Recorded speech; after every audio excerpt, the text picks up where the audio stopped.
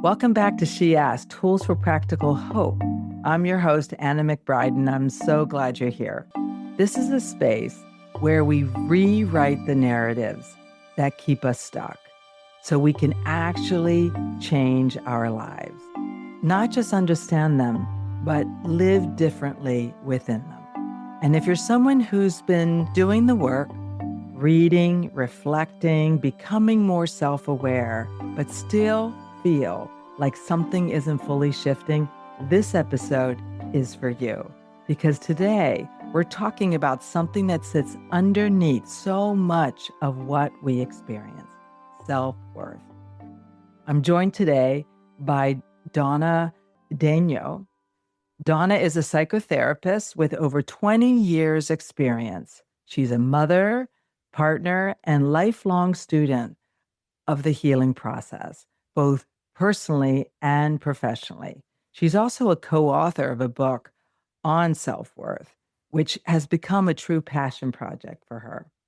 Over the past decade, Dawna has devoted much of her work to understanding human worth, how it's formed, how it gets disrupted, and how we can begin to rebuild it in a way that feels grounded and true.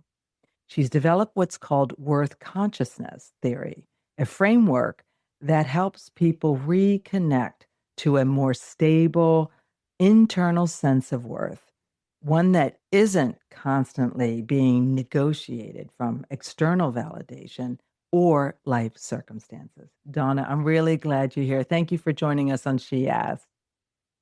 Thank you for having me. That was a lovely introduction. And as I'm getting to know you, I think that you are also lovely. Oh, thank you. Very sweet. So, as always on our show, we like to begin with a story. So, Dawna, can you take us through your journey, both personally and professionally, and how you came to focus so deeply on self-worth? I really got into it's right around 2011.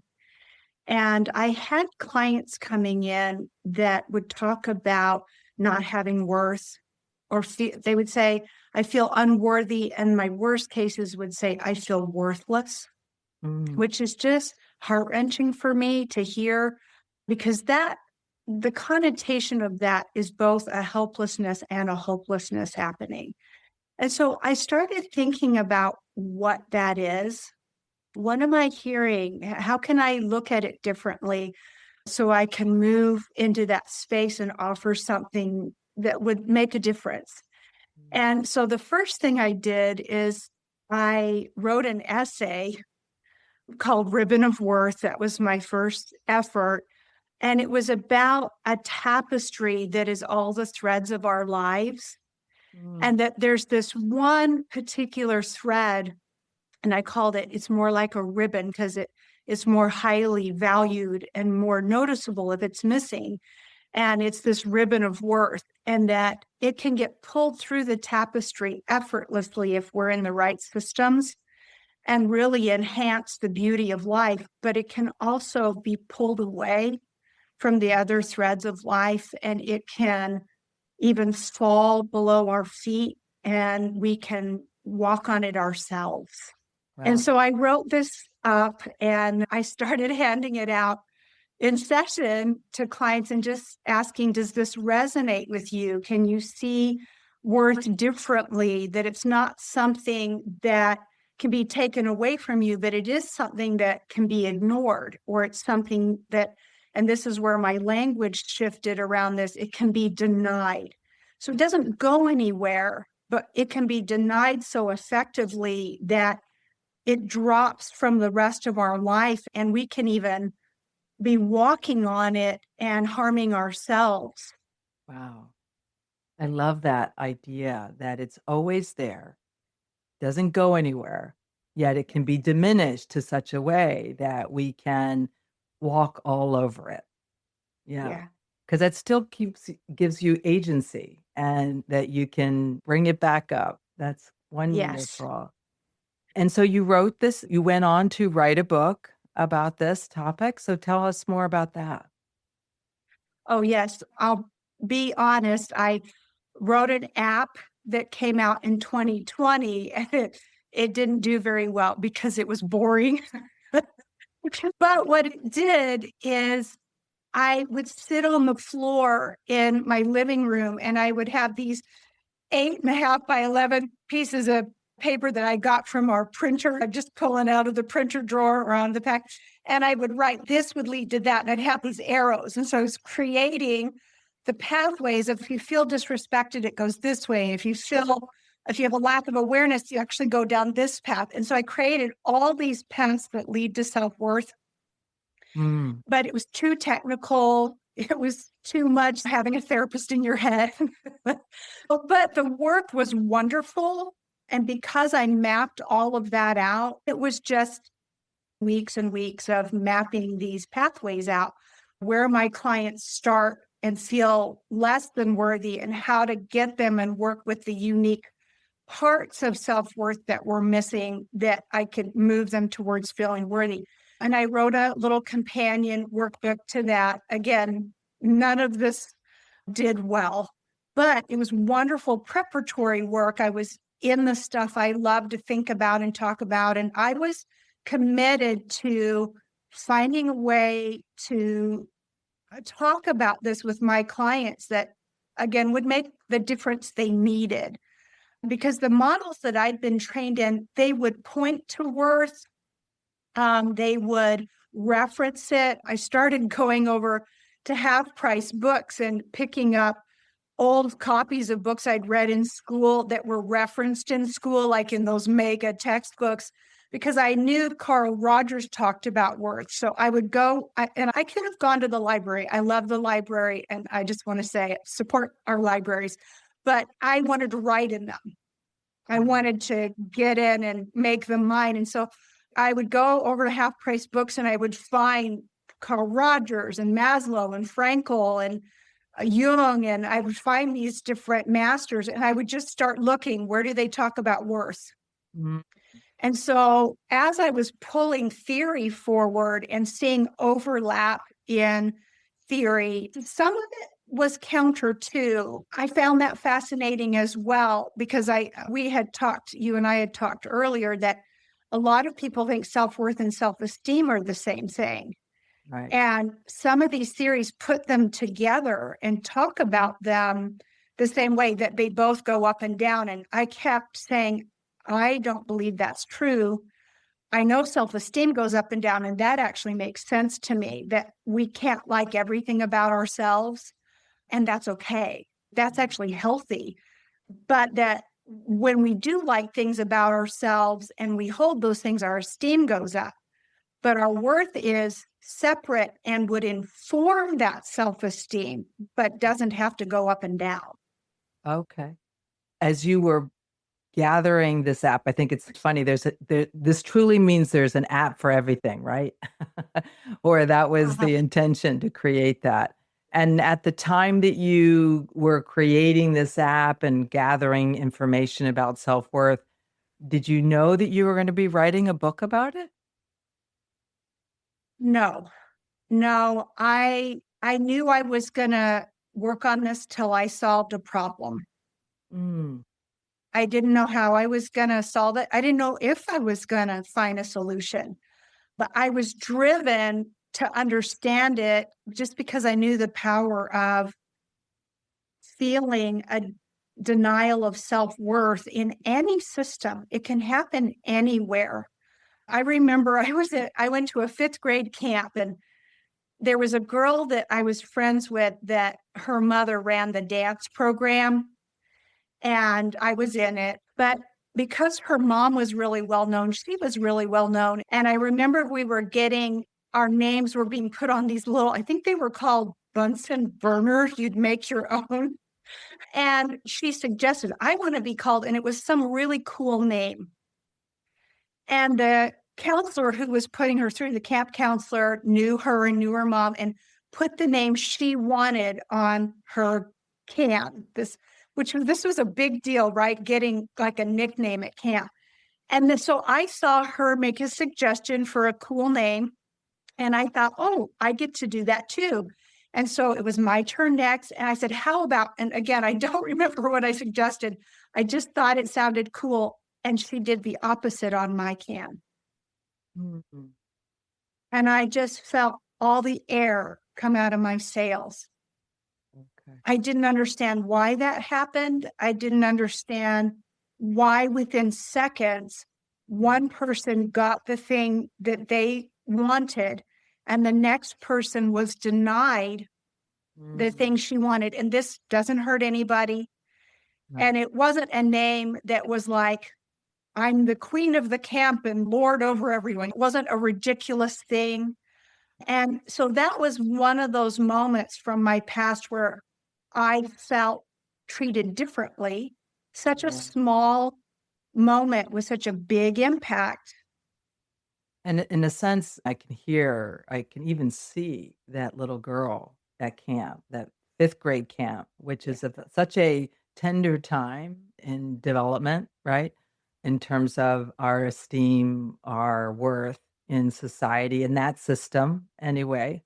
And I think I could see the fragility of that and how when something is denied that was so easily given to someone else, I could see how Mhm. that comparison and it can be diminishing of self-worth. So take us back a little bit further because that was 5th grade version of you. Was Right. there a younger version of you in which self-worth, now that you're looking back through a therapist's eyes, was really being challenged? Yes.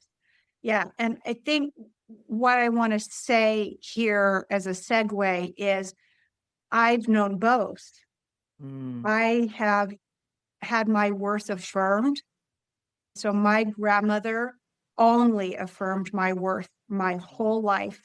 wow. So being around her was wonderful.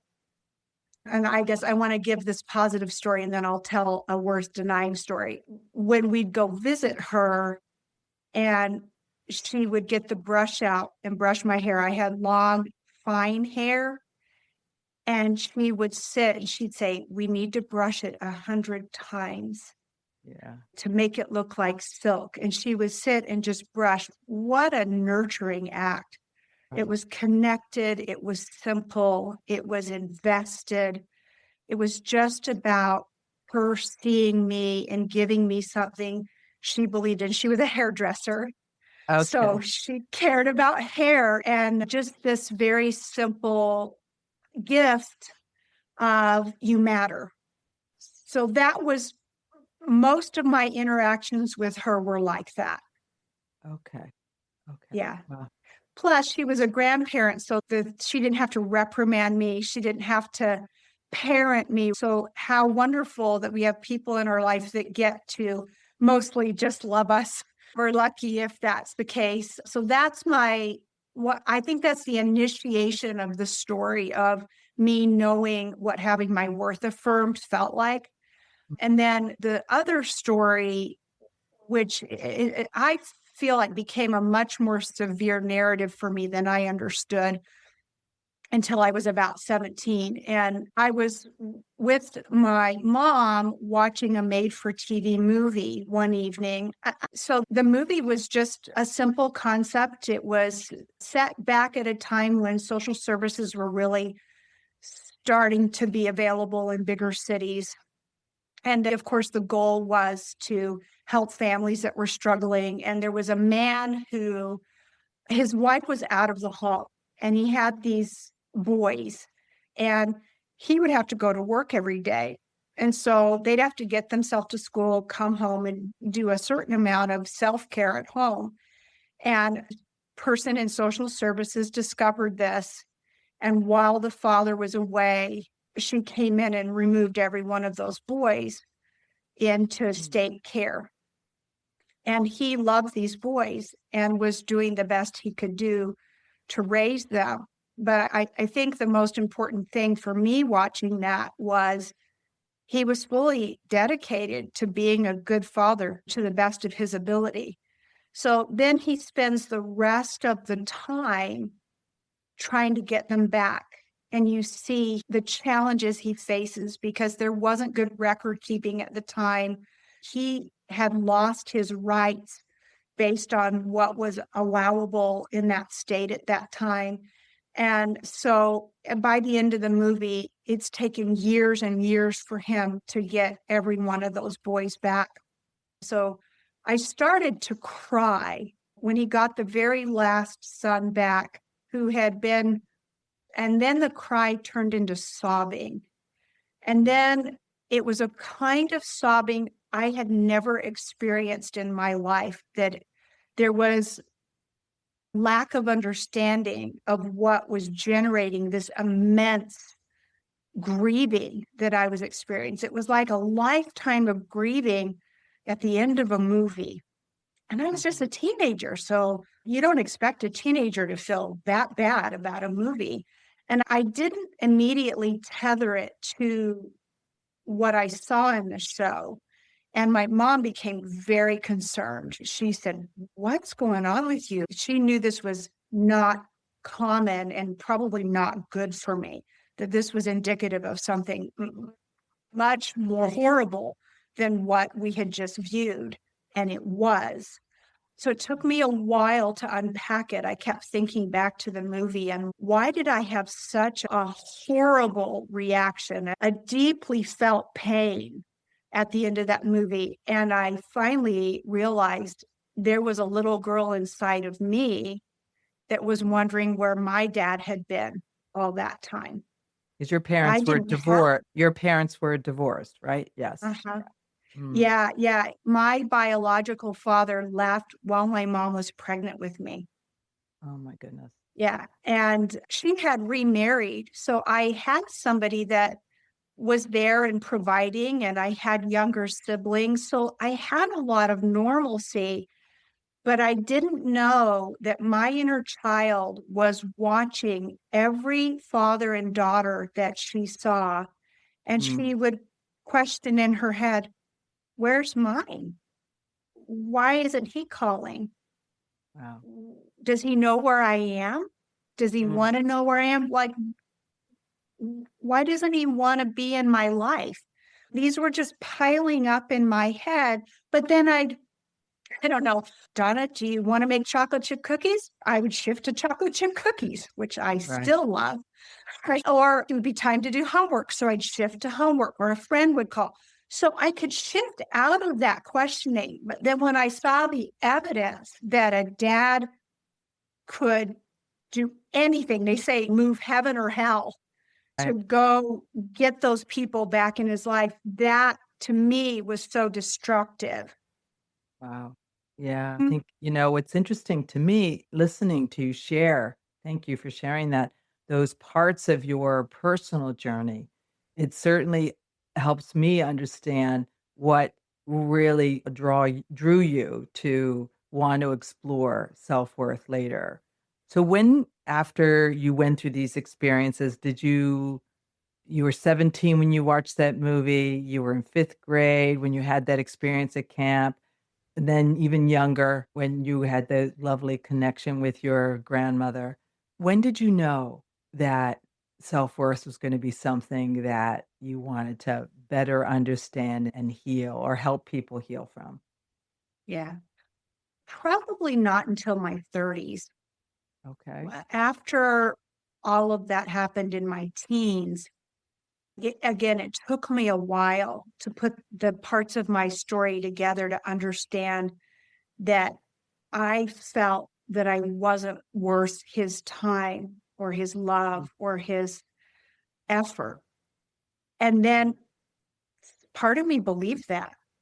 So when we see evidence of denied self-worth and there's no good reason for it, and we don't have enough self-awareness to process it in a healthy way, we hold it as evidence against ourselves.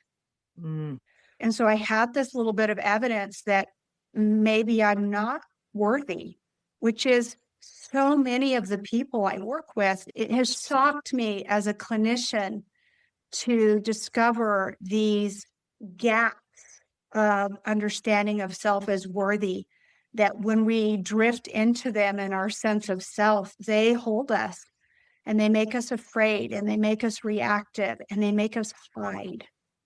yeah, I can so relate to that. I Mhm. certainly never understood until for myself until recently, just how affected I was by these experiences in my life where the young version of me was having a hard time being able to understand why my parents were a certain way, why I came from a large family, why certain members of the family seemed to get more, or my mother was really doing service a lot in the world. And so it was like there was one version of her that the world got to see, and then there was the version that we had at home. And the young version of me created the story of my worth based on this other person's behavior. And I think in an earlier conversation with you, you had mentioned that some of your clients that had spiritual connection had a different understanding or maybe less gap or something of understanding about self-worth than the people who were more secular. Can you speak a little bit about that, how that was experienced? So I immediately go to the reality I've seen in the people I work with, that for some it's less, but actually for some it's more. And so for those where the gap is less, they've been told that their worth comes from a higher power, that there's a source greater than them. Oftentimes it's a creator of them. There are, say, verses that they've learned in childhood about God seeing the worth of a soul and making human beings. And so putting a certain amount of worth into something that God has made. And so people that really buy into that and believe that can be a guardrail, that can be a safe place in your mind to get back to and say, if a higher power is the creator of me in any way, then I must be worth something. It's very comforting to think. The really big negative from that thinking is that when you've been told that, but then the practices and the system you're in, whether it's in your family or in a larger organization like a church or a community, then I think of the Scarlet Letter almost immediately, like that community had a way of disavowing just a few people of their worth without really learning the whole story. So the Right. person didn't matter, only the perception of the person mattered. And I think that's where we make a huge mistake as human beings. Let's just lean into this idea of being spiritual beings. And if that's true, and if there is a higher power that's been involved in our development at all, our creation at all, then if that's true, why are we not treating each other better?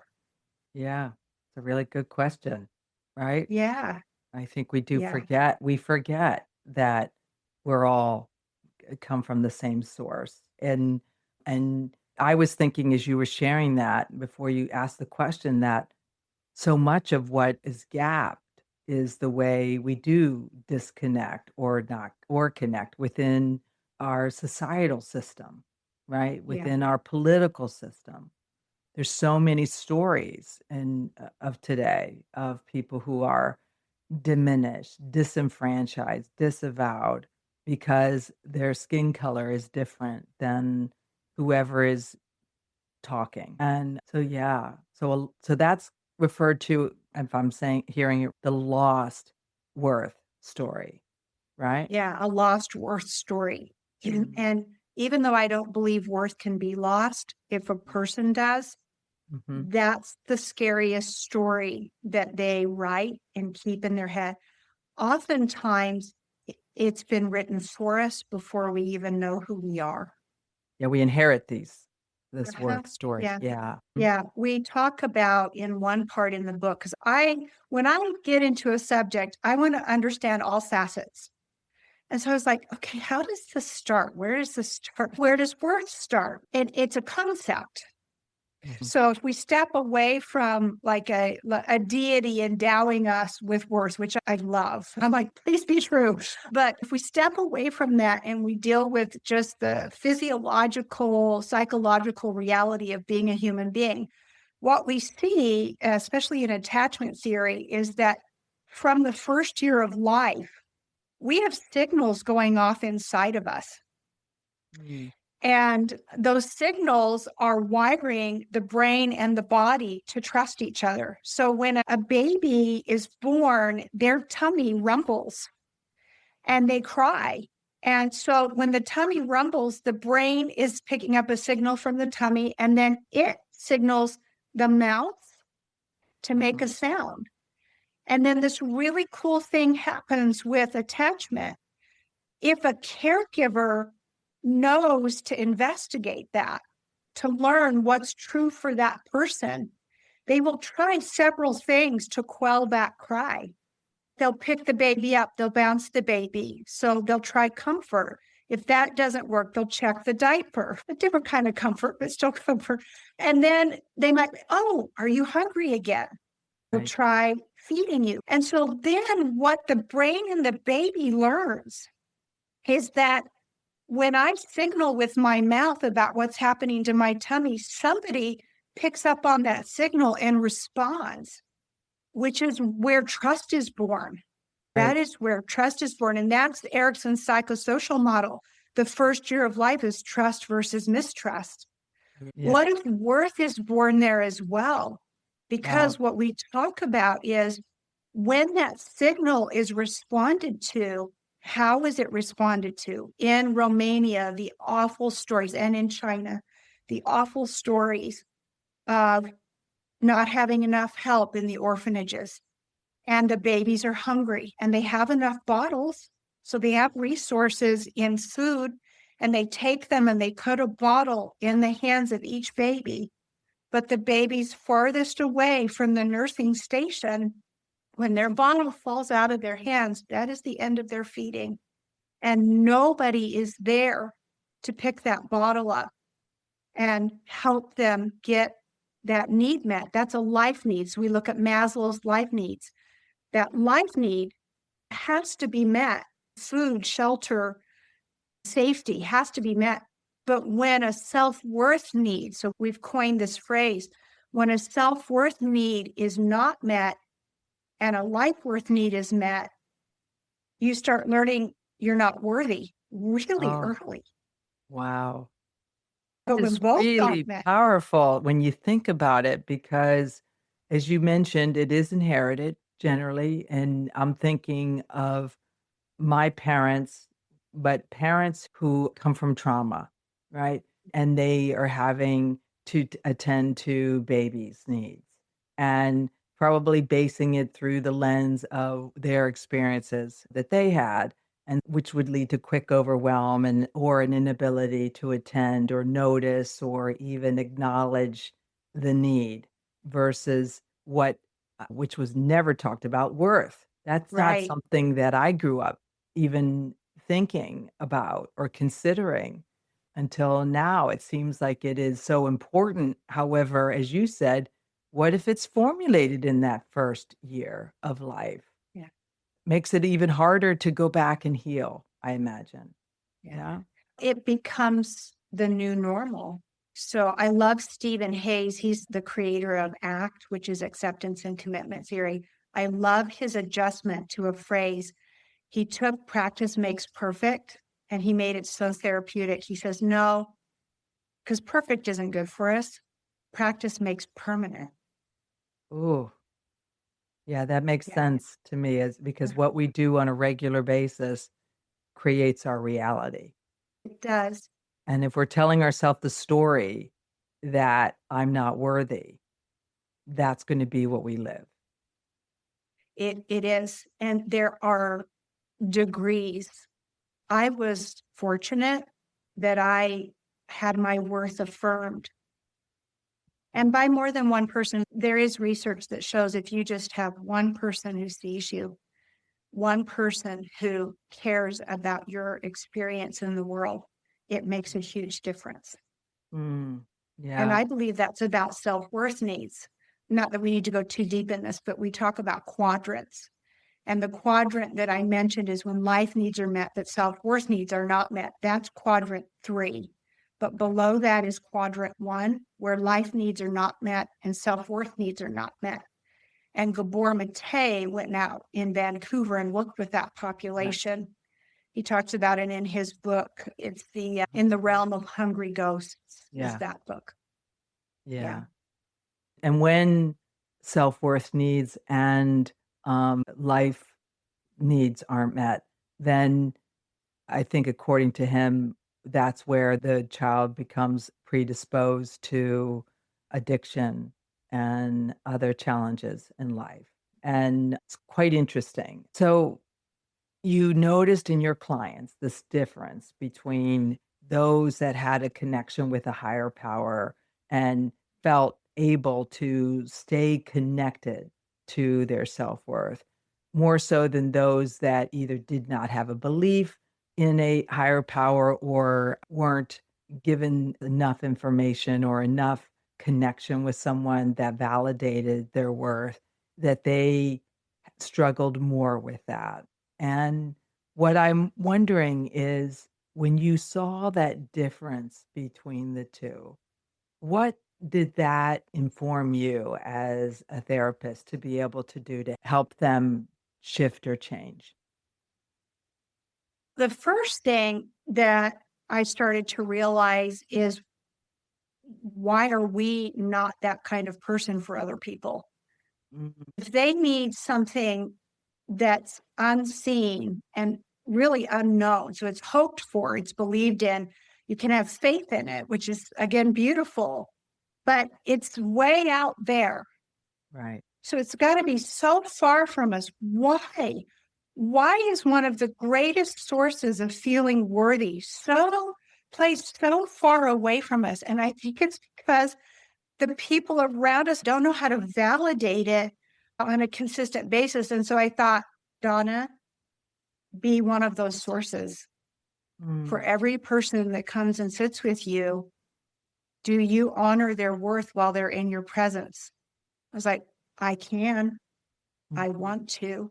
And that started to matter to me, because I do have so many people that have either left their family or left their church community because they felt abused or were abused. I shouldn't just say felt, or were actually abused.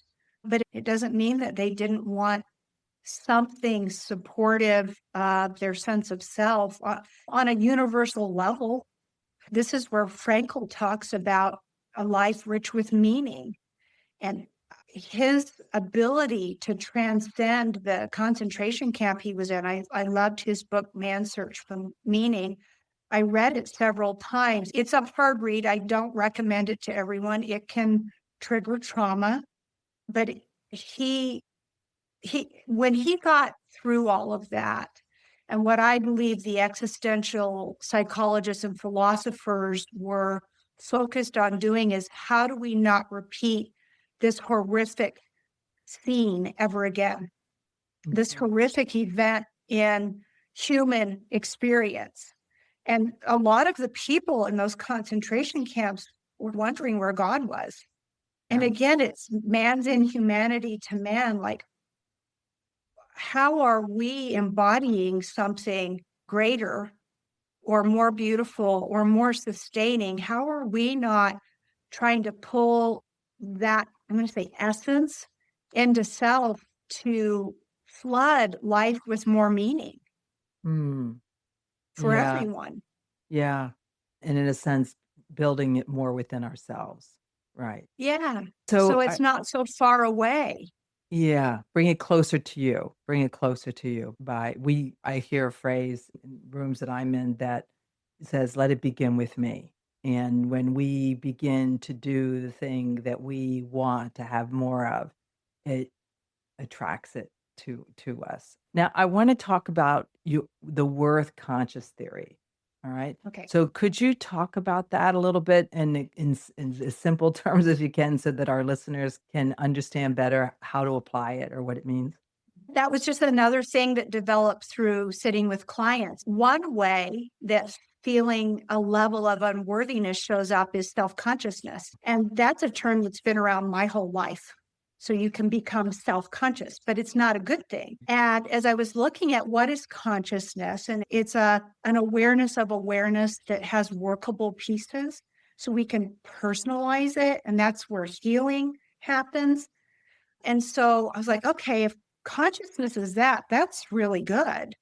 So self-consciousness is bad. How did the combination of those two things become such a bad experience? And it's being conscious of judgments and denied self-worth and cruelty and unfairness and all the ways human beings move against each other and deciding that's what you get. That's your life experience, right? And so little children will immediately start saying, I could have done that different if I had been nicer, if I'd been quieter.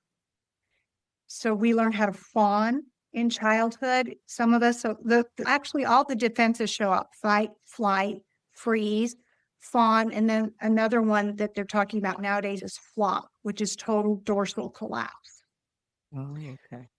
Yeah. So yeah, that's in some of the trauma training that I've done over the last couple of years. I'm hearing the term flop showing up more consistently. And fawning is a really dysfunctional version of pleasing, but it's a way to stay out of trouble, or it's a way to not be a problem. So you're not being yourself and you're not feeling worthy because the condition is don't be a problem. Yeah. I find it interesting that self-consciousness, was a label that created through in the societal system and a patriarchal in a sense, because at least at the time that I recall it being really prevalent, it was a time when children were meant to be seen and not heard, and that if the respect to an elder was commanded, demanded, and that girls were considered pleasing if they were quiet and followed the lead of the patriarchy. And I think it's interesting that that's when that label came about. When really, when you break it down, as you said, you have the self, which is all of us, the individual, and then you have consciousness, which is universal, and I think like it's just almost getting the universal to the personal level, which is a good thing. And It could yeah, be. but you mentioned in terms of acquired worth. So acquired worth is what we take on, correct? Acquired values. Acquired values. Okay. Acquired values. There's inherent values and acquired values. Good memory. Okay. Explain the difference between the two. So again, this was just another facet that I started noticing was problematic. And the first thing I started thinking about listening to clients is that there was like a civil war inside of them, like this internal civil war. And I was like, what are those opposing pieces inside of them? And I started calling them competing values. And then as I started looking at those competing values, I started realizing the fight was between values that were inherent to that person that take time to learn. Like you don't have a set of values at birth. Right. You're learning that your tummy can tell your brain, and your brain can tell your mouth, and your mouth can tell your caregiver. That's what's happening early. And then eventually you learn the word no by age 2, usually, right? So some more communication happens, but like you don't get your inherent values right away. They come over the length of those developmental stages. So we paired developing the inherent self-worth needs and the inherent self-worth values over the birth to probably in your 20s is when you have a full sense of self. They say empathy doesn't fully develop until age 18. And I promise you, empathy and worth are connected. Okay. Wow. So inherent takes quite a few years to Yeah. develop. And It's just about self. it's about self. Okay. So it's understanding who the self is in these Yeah. different settings, systems, right? Yeah. And it's almost like this version of us at all these stages is accounting for worth based on the connection and if our needs are being met, if we're feeling validated or connected. It's so interesting to me how this can unfold Yes. and how powerful. I'm a mother, and as are you, and so we play such a powerful role in the Yes. development of worth for our children. So it's really interesting. And so now, what I want to ask you is for those listeners that may be listening and feeling like their worth is constantly shifting based on relationships or success, where should they even begin to better understand worth or what they can do about it? So we have a Facebook group called Okay. Understanding Self-Worth. It's based on material from the book. The book is geared towards mental health professionals. And what I would recommend is if anybody decides to get the book, please have a mental health professional that you're working with to help you unpack the things that are going to come up.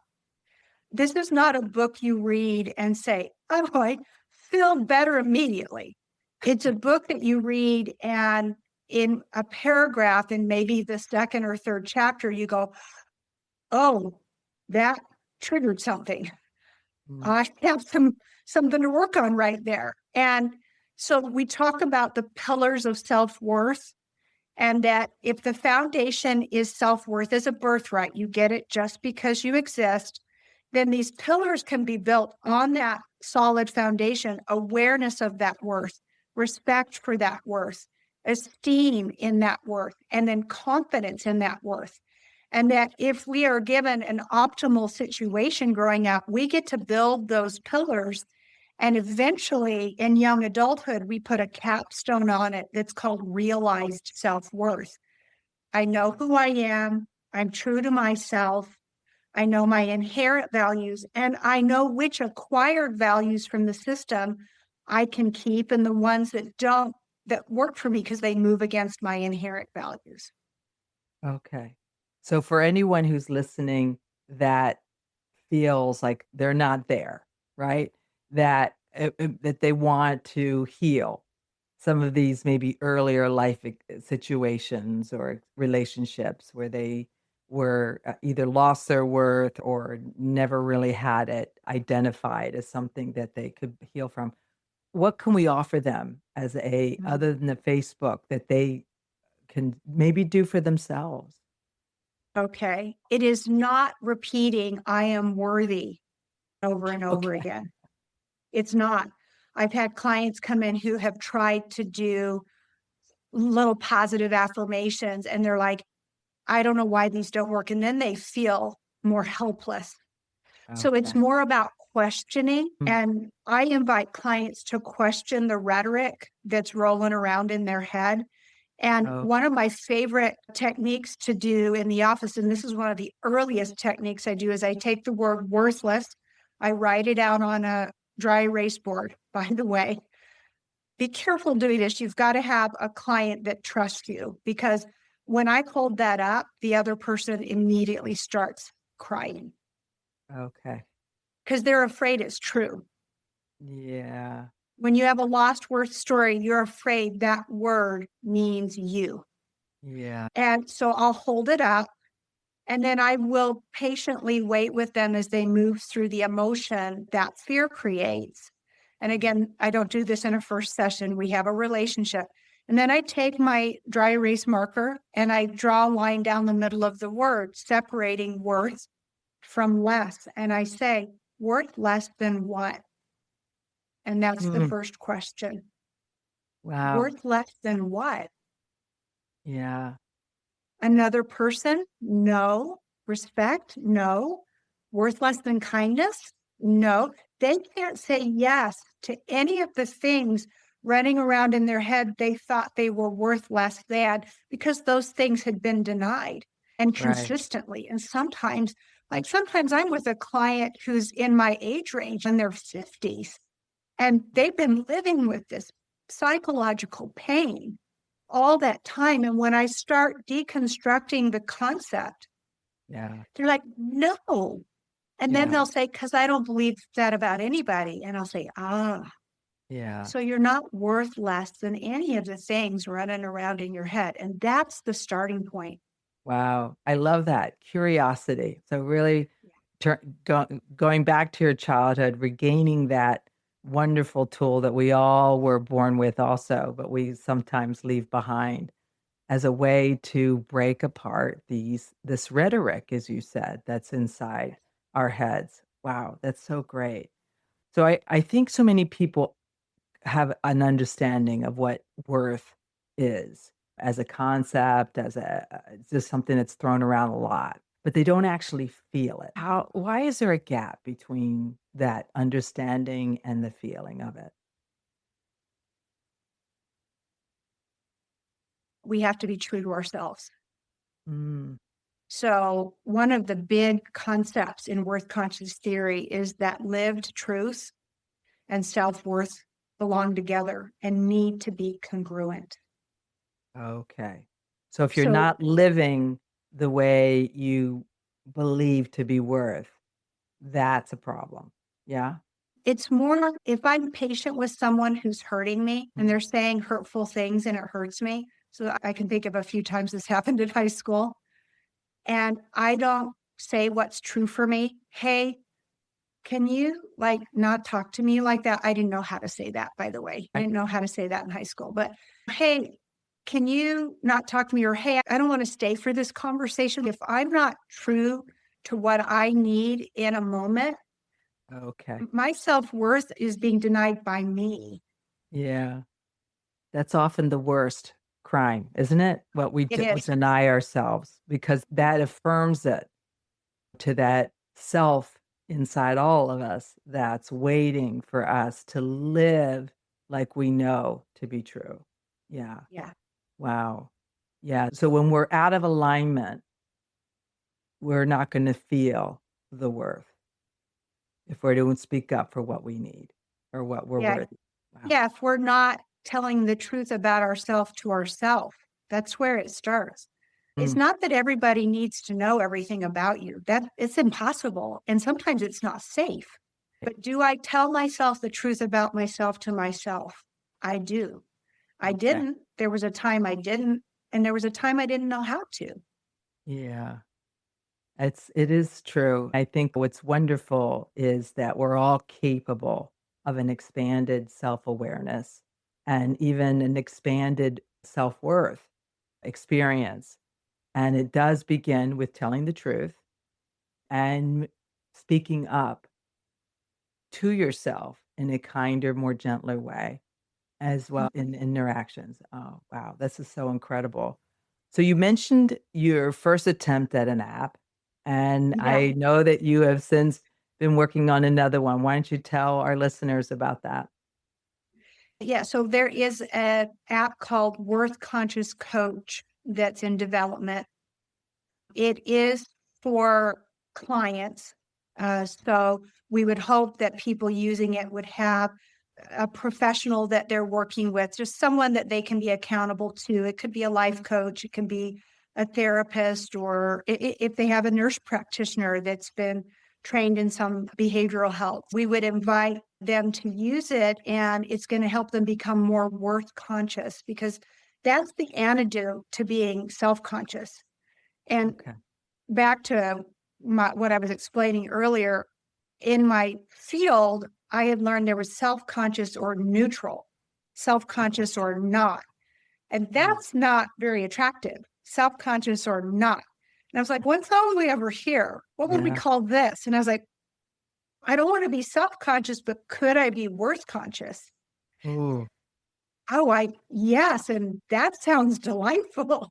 Like, Yeah. And so this tool, once it's launched, will help people to apply practices and unpack that theory and put it to work in their life. Is that right? yes, it makes the theory more practical, something easy to use on a daily basis, and it helps it become more personal because there are things for the user of the app to include that's just about them and what they need. Okay. That's fantastic. That would definitely mean that there's an app out there for everything. So you'll have to make sure you let us know when that is launched. And since this has been such a lively conversation and we've gone in lots of different directions, please, I want to thank you for that meaningful conversation. How can our listeners find you and find out more about this work? So I think the easiest way to find me is the website, which is understandingselfworth.com. And there's a hyphen between self and worth. Okay. So understandingselfworth.com. And there are resources there for professionals, and there's a page for individuals. Okay. And then again, our Facebook page, it's geared towards material in the book, which is more theoretical and about the healing process. And yet, I don't want to discourage anyone from seeing if it's useful to them.